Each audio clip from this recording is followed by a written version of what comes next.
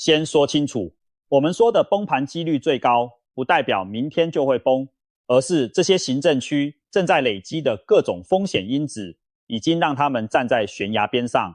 一旦有什么黑天鹅飞过来，不管是国际经济衰退、地缘政治风暴，还是央行政策突然转向，这些地方会最先腿软。这不是危言耸听，这是数据在说话。而且你知道最讽刺的事情是什么吗？台湾曾经经历过一次真正的房市泡沫。1980年代末期，台湾股市从600多点涨到12000多点，房地产价格也跟着狂飙。公告地价1989年上涨 47%， 1990年更暴涨 103%。 然后呢，泡沫破了，股市一路从12000多点跌到2000多点，房价也跟着大幅修正。历史不会简单重复，但它经常押韵。今天的很多风险讯号和当年其实有着惊人的相似之处。好，我们先搞懂几个关键指标。第一个，空屋率。内政部用低度使用住宅来衡量空屋，定义是每年11月和12月平均用电量低于60度的住宅。什么意思？就是一间房子如果连冰箱和电视都懒得开，基本上就是没人住。根据2024年下半年最新统计，全国低度使用住宅数量已经飙破 91.4 万户，占住宅类房屋税级数的 9.79%， 历年新高91万户。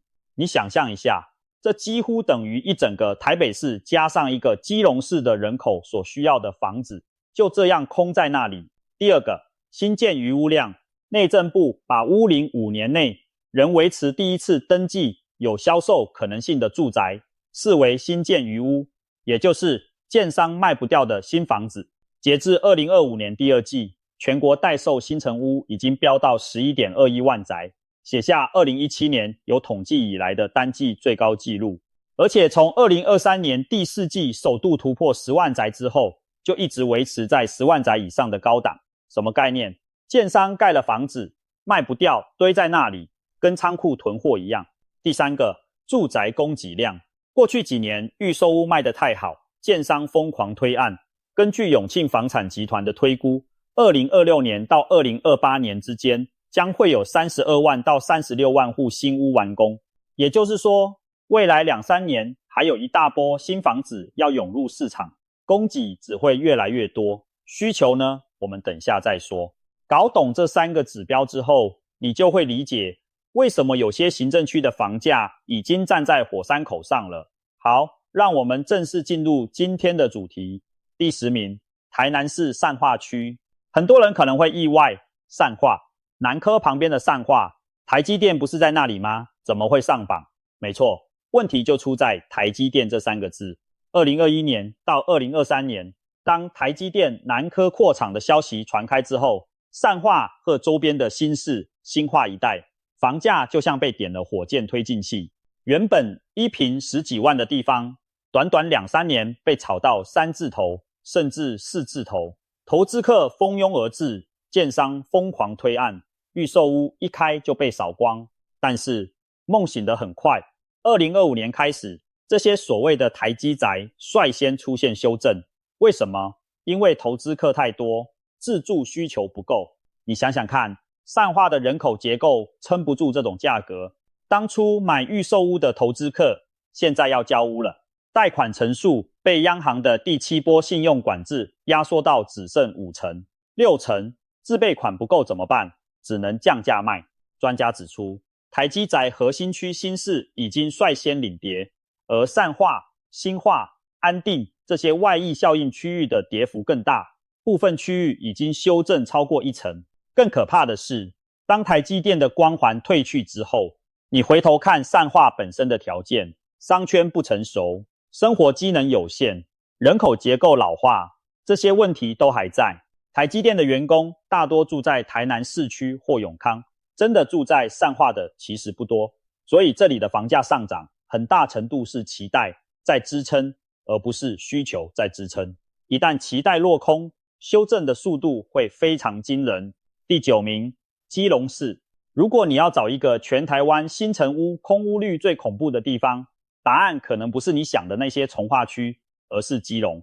根据内政部最新资料，基隆市5年内新成屋的空屋率高达 35.34%， 全台最高。什么意思？基隆盖的新房子有超过1/3是空的。基隆的问题是多重的。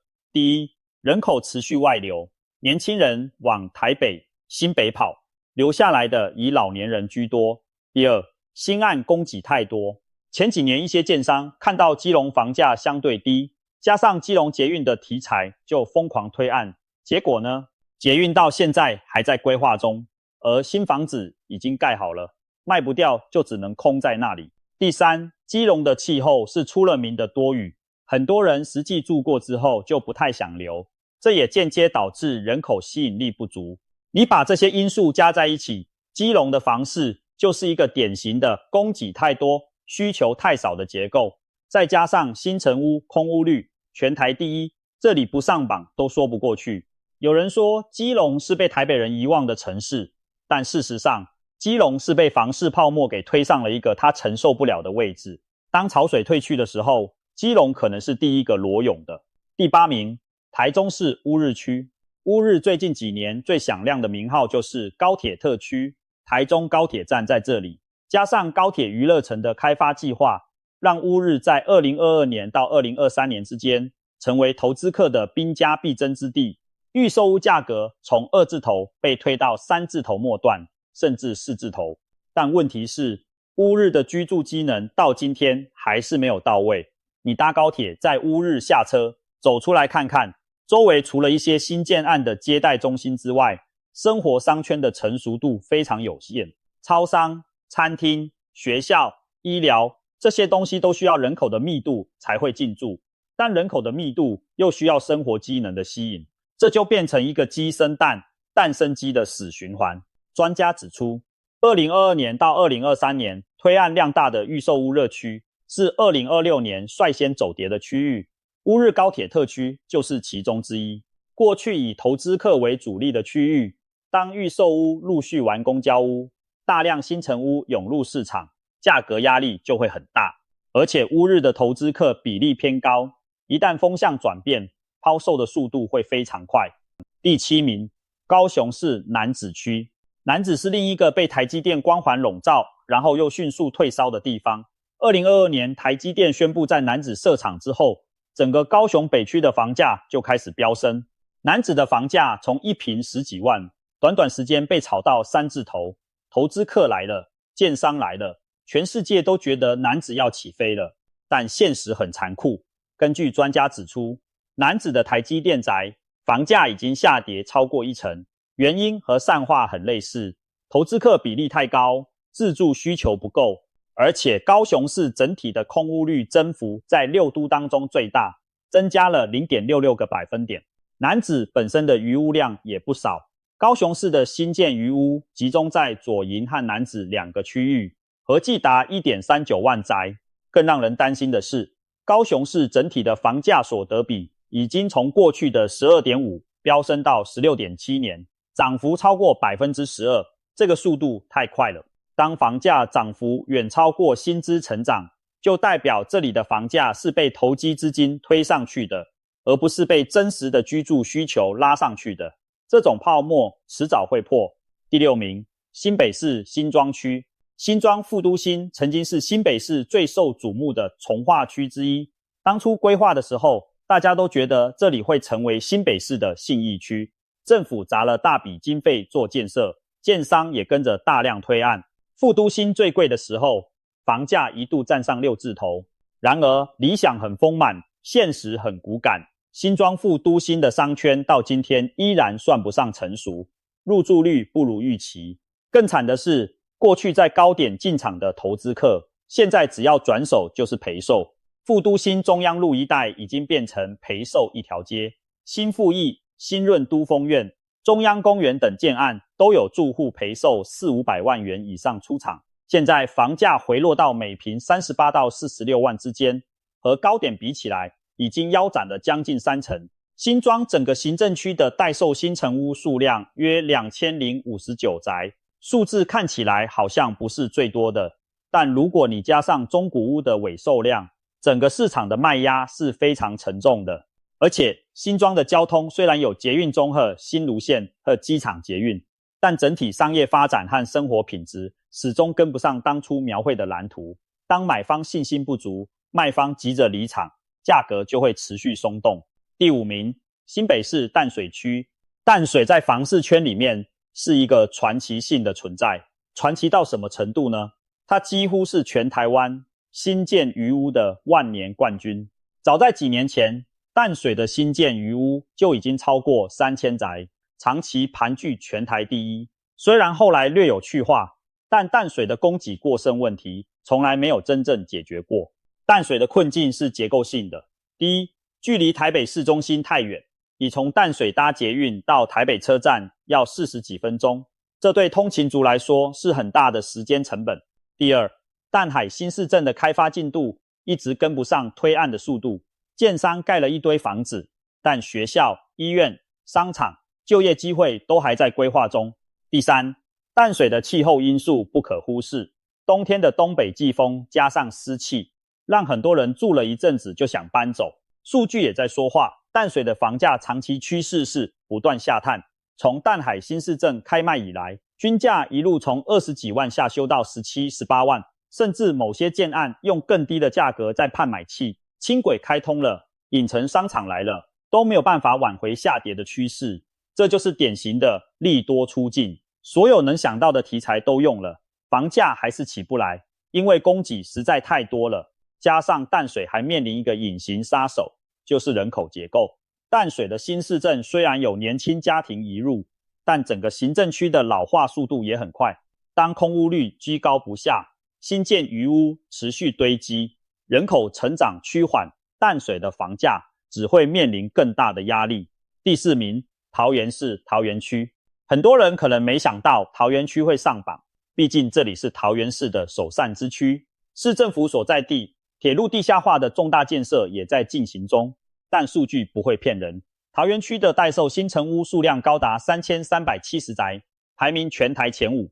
问题出在哪里？推案量太大了。桃园区加上周边的中路特区、经国特区、艺文特区，过去几年建商盖了非常多的房子，这些从化区的房价被推到4字头甚至5字头，但实际的去化速度开始跟不上供给。更重要的是，桃园市整体面临一个信用管制重灾区的问题。央行的第7波选择性信用管制对桃园的冲击非常大，因为桃园过去是投资客非常活跃的市场，很多人是用杠杆在买房子，而不是用自住需求在买。当央行把贷款成数压低，利率维持高档，这些靠杠杆撑起来的价格就会开始松动。桃园区的房价年涨幅虽然还有 2.5% 左右，但趋势已经在放缓。如果余屋继续堆积，交易量继续萎缩，这里的价格修正只是时间问题。第3名，桃园市中坜区。中坜区的待售新成屋数量是3930宅，排名全台第3，而且这里的房价已经开始出现下修的讯号。根据实价登录，中坜新成屋的平均房价已经从每平41万下跌到40万出头，跌幅 2.2%。中坜的问题和桃园区有点类似，但更加严重，因为中坜过去的推案量集中在 A21环北站特区、过岭从华区和青埔高铁特区等新兴区域。这些地方的共同特点是商圈还不成熟，但房价已经被推到和蛋黄区差不多的水准。青埔曾经是另一个鬼城的代名词，后来因为 Costco 和 IKEA 进驻，加上华泰名品城和桃园国际棒球场的带动，确实有所起色。但问题是，当投资客的比例太高，自住需求撑不住的时候，任何风吹草动都会让市场瞬间冷却。中坜的另一个隐忧是人口结构。中坜虽然是桃园市人口最多的行政区之一，但新增人口的成长速度已经趋缓。当新房子持续涌入，人口成长却追不上，供过于求的压力就会越来越大。第2名，台中市北屯区。北屯是全台湾房市交易最火热的行政区之一。过去几年，北屯的人口成长在全台名列前茅，一年净增加超过6000人，成长率超过 2%。建商自然不会放过这块肥肉，大量推案涌入，14期从化区水湳经贸园区、单元12重划区一个接一个，新建案像雨后春笋一样冒出来，但数据已经开始敲响警钟。北屯区的待售新成屋高达4446宅，全台第2。更惊人的是，北屯的新成屋平均房价已经从每坪 41.4 万下跌到 38.5 万，跌幅 7%。这不是微调，这是实实在在的价格修正。北屯为什么跌这么猛？第一，交屋潮太恐怖。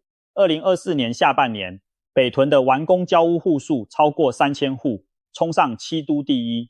这么多新房子同时交屋，市场根本消化不完。第二，央行的限贷令打得很精准。北屯过去有很多投资客靠低首付、高杠杆在操作，当贷款成数被压缩，很多人根本凑不出自备款，只能降价求售。第三，建商开始让利了，在台中7期、14期和北屯一带，业主都会送装潢，如果不送就卖不动，甚至有大型建商准备在台中直接降价，让其他建商吓得要命。北屯的房市就像一列高速行驶的火车，突然发现前面铁轨断了，车上的乘客就是那些在高点进场的投资客和自住客。现在的问题是，谁能先跳车？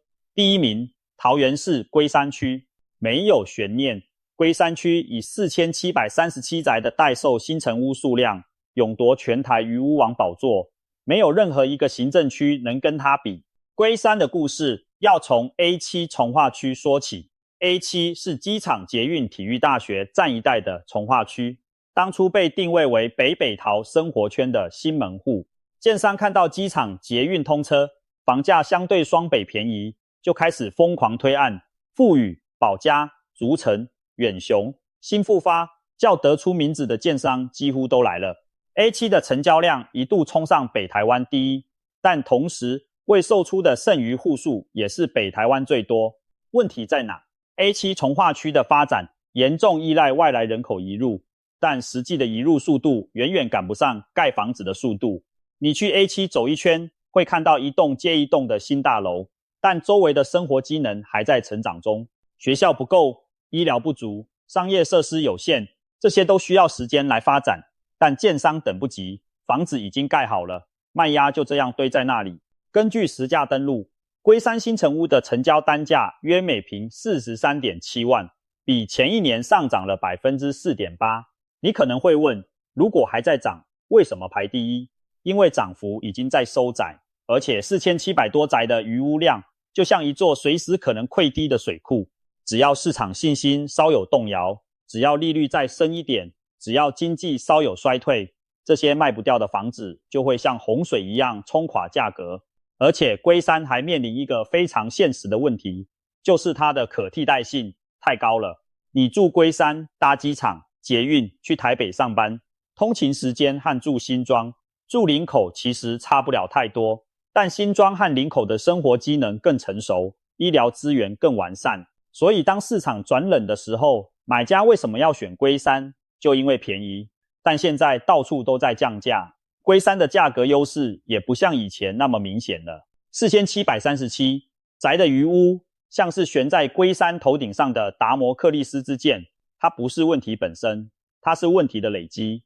当有一天累积到市场再也承受不住的时候，崩盘就不再是假设，而是现实。有专家估计，供给量大的重划区在2026年的跌幅可能达到 5% 到 7%， 而龟山作为全台余屋量最大的行政区，如果市场信心持续低迷，修正幅度可能更大，建商之间的价格竞争也会越来越激烈。当有一家率先降价，其他家就不得不跟进，形成骨牌效应。这就是龟山高居崩盘榜第1名的根本原因。好，10个行政区讲完了，你可能会问，那整体而言，台湾的房市到底有没有崩盘的可能？我们要从更宏观的角度来看，2026年的台湾房市正面临着几个前所未有的压力。第一，空屋率创下历史新高，全国空屋飙破91万户，而且5年内新屋的空屋率高达 22.91%。 这是什么概念？建商盖的新房子每5间就有1间多是空的，这代表市场供给已经严重过剩。第二，新建余屋量持续攀升，全台待售新成屋突破 11.2 万宅，而且未来2到3年还会有30多万户新屋完工，这是一个天量的功绩。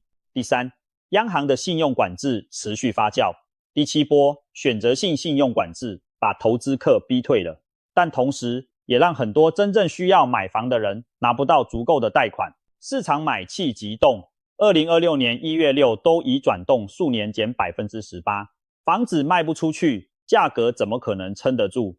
第四，人口结构的长期隐忧，台湾已经连续多个月人口负成长，截至最新统计，人口数约2331万人，少子化的趋势不可逆转，虽然家户数还在增加，但总有到顶的一天。国发会推估家户数会在2041年达到高峰，之后就是一路下滑。当需求端开始萎缩，而供给端还在膨胀，房价修正的压力只会越来越大。第五，国际局势的不确定性，美伊冲突持续升温，全球经济成长放缓，川普关税战的余波荡漾，这些外部因素都在削弱台湾的经济动能和市场信心。而且中国的房地产崩盘效应也在蔓延，恒大和碧桂园的财务危机导致一线城市房价重挫超过30%，韩国首尔房价也从高点修正超过 25%。 虽然这些外部冲击不会立即传导到台湾，但对整个亚洲地区的资金流向和投资信心都会产生冷却效应。台湾不可能永远是亚洲房市的最后一座孤岛。专家怎么看？房市趋势专家李同荣认为，2026年房市将呈现杀价取量的格局，6都价格全面松动，平均跌幅约 10%， 其中台南和高雄部分区域的跌幅可能超过 15%， 甚至 20%， 而台北市因为商圈成熟，需求稳定，跌幅不会超过 5% 到 6%。 新传不动产智库执行长何世昌则表示，全台交屋量大的区域将跌多涨少，预估2026年7都房价平均跌幅，预售屋约跌 5%， 成屋约下修 5% 到 10%。 住商机构企划研究室执行总监徐嘉欣指出，2026年最适合名下没有房产的人去买房子，因为卖方态度已经松动，特别是台南、高雄和桃园等预售案量大的区域，在台中7期、14期和北屯一带，业主不送装潢就卖不动。那么问题来了，如果你手上有房子，在这10个行政区里面，你该怎么办？如果你正在考虑买房，你又该注意什么？对于持有者来说，最重要的是评估自己的风险承受能力。如果你是自住，房子住得舒服，贷款负担得起，那其实不用太紧张，房价涨跌对你来说只是纸上富贵的变化。但如果你是投资客，尤其是高杠杆操作的，那你真的要非常小心。当市场转向的时候，越是供过于求的区域，价格修正越猛烈，你可能会被套牢很长一段时间。对于想买房的人来说，2026年确实是一个值得关注的时间点。当市场进入买方市场，溢价空间会变大，但关键是你要选对地方。专家建议遵循3高2多原则，选择抗跌区、高铁或双轨成熟区、高科技产业核心区、高成熟商圈重划区，再加上人口净流入多和家户数增长多。同时要避开超不大3大地雷区、超涨区、不成熟区、大供给量区。最后，我想说一段比较感性的话，台湾的房价问题不只是一个经济问题，更是一个社会问题。台北市的房价所得比高达 34.3%， 全球主要首都排名第1，和上海并列。这意味着一个收入中位数的家庭需要累积超过34年的全部家庭年收入，才能买到一间普通的房子。34年，一个人的黄金岁月全部用来还房贷，这正常吗？少子化为什么这么严重？高房价是最大的元凶之一。年轻人连租房都租得很辛苦，更别说买房了。当一个社会让年轻人看不到希望的时候，他们不婚不生其实是很理性的选择。而少子化又回过头来影响房市需求，形成一个恶性循环。日本就是前车之鉴，当年房市泡沫破裂之后，加上少子高龄化，郊区和偏乡出现大量卖不掉、租不出还要缴税的空屋。台湾全项科技房产中心的专家直接说了，如果台湾不及早应对，不排除会步上日本的相同轨迹。尤其是空屋率超过 20% 的行政区，已经从过去的20个暴增到31个。很多偏乡地区平均每3到5间房屋就有1间空着，这个趋势正在加速恶化。所以房价修正不见得是坏事，如果市场能够回归理性，让房价和薪资水准之间的比例更加合理，其实对整个社会是有益的。我们不是希望房价崩盘让所有人都受害，而是希望市场能够回归健康，让想住的人买得起，让投资回归理性，让年轻人对未来有信心。好了，今天的内容就到这里。最后帮大家复习一下今天的 Top 10崩盘排名。第10名，台南市善化区，台积电光环消退，投资客退场。第9名，基隆市新成屋空屋率全台第一，高达 35%。第8名，台中市乌日区，高铁特区商圈不成熟，投资客比例太高。第7名，高雄市楠梓区，台积电宅泡沫破裂，房价已跌超过1成。第6名，新北市新庄区，副都心陪售成串，中央路变成陪售一条街。第5名，新北市淡水区，万年鱼屋王，结构性供过于求。第4名，桃园市桃园区，重划区推案过量，信用管制重灾区。第3名，桃园市中坜区，余屋近4000宅，房价已开始下修。第2名，台中市北屯区，交屋潮冲击，房价跌幅 7%。第1名，桃园市龟山区，全台余屋王，4700多宅卖不掉。记住，房市没有永远的上涨，也没有永远的下跌，重要的是看清数据，了解风险，做出理性的判断。不管你是买方还是卖方，知识就是你最好的武器。